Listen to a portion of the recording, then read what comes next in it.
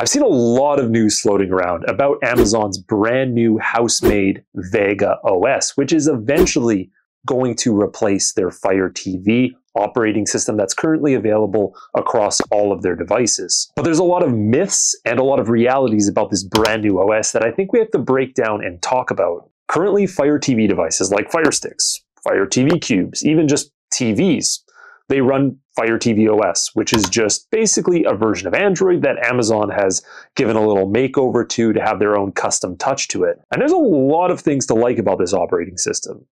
But there's also a lot to hate with some recent changes Amazon has made in the last few years. But at the end of the day, you can still install Android apps on it, APKs, and get the most out of it if you're a streamer. However, a lot of people are worried that when this brand new OS comes out, it's going to automatically get pushed to their Fire Stick, their Fire TV, and they're no longer going to be able to enjoy their apps. But that's not really the case, and that's what I want to talk about today. Let's start by getting into what Vega is. Now, a lot of people don't know Vega is actually already available on a device. It's available on your Echo Show 5, so if you have one of these, you can try the operating system out already. But what I will tell you is there's really not much there besides a very simple interface. And the amount of apps you can install are next to nothing because every single developer is going to have to remake their app. So Netflix is going to have to go and make an app for Vega.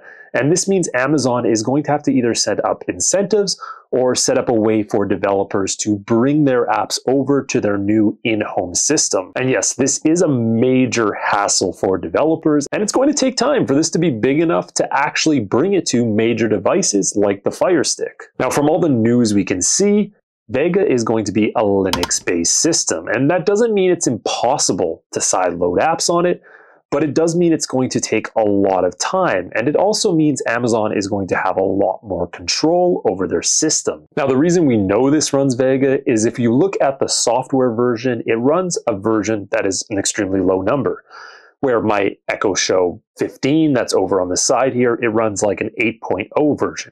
This one is on a brand new OS that is running 1.1 and constantly receiving updates. And this is why when this device came out, it didn't support Netflix at all. Now, the bigger question is, if you already have a Fire TV device, how is this new OS going to affect you? And that's what I want to get into. So first question answer, is your old Fire TV, Fire Stick, Fire Cube going to update to Vega? And the simple answer to that is most likely not. There's almost no way for them to push a brand new OS over the air to your system, basically changing over the operating system. Instead, they're most likely to follow their current update pattern and keep your device compatible with security updates ongoing for the near future. And this means current users don't have to worry for a while about any security issues or about not being able to install apps. However, what this does mean is you can't exactly expect any new features. In fact, once this new system comes out, you probably would have seen at that point your last Fire TV update. Does this mean you have to get rid of your device? No. Does it mean that you might have to eventually? Yeah, most likely. So Amazon actually guarantees security updates for 4 years after they discontinued the device. So for example, let's look at the Fire TV Stick 1. It was released in 2014. They discontinued it in 2016, which was extremely quick. And they kept it updated through 2020, meaning it had 8 years of updates before Amazon said, nah, that's enough.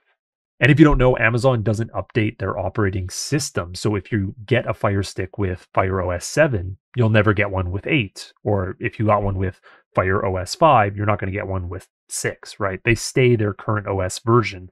But this means if you recently purchase, like let's say the brand new Fire Stick TV Max, which just came out, you can see it hasn't been discontinued. So at the minimum, you're going to receive security updates all the way through 2028. And that's if they stopped it this year. But as you can see, more and more devices are being discontinued, like the Fire Stick 4K, the first version. Since a new version came out, it's now discontinued, meaning that you're only getting updates through 2028. After that, it's done. Now, there's more information that still needs to come out about this, but from what we have so far, this really isn't anything to worry about. In fact, most people can just go about their regular business.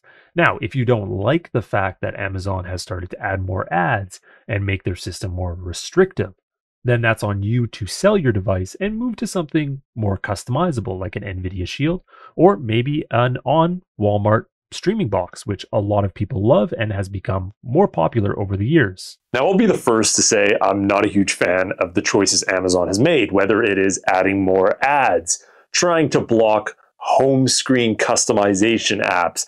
We can go on and on and on about the little changes they've made to try to maximize their profits at the expense of the user experience, which is never a good thing.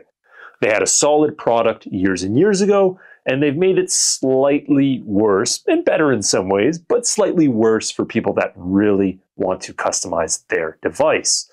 Now, this doesn't mean Amazon devices are going to be useless. They are still going to be good. If you hear people saying, beware Amazon, they're great devices. I personally moved to Android TV because I prefer the experience myself. I think there's more customization. I think it's a little easier to use, and they're faster in a lot of ways as well.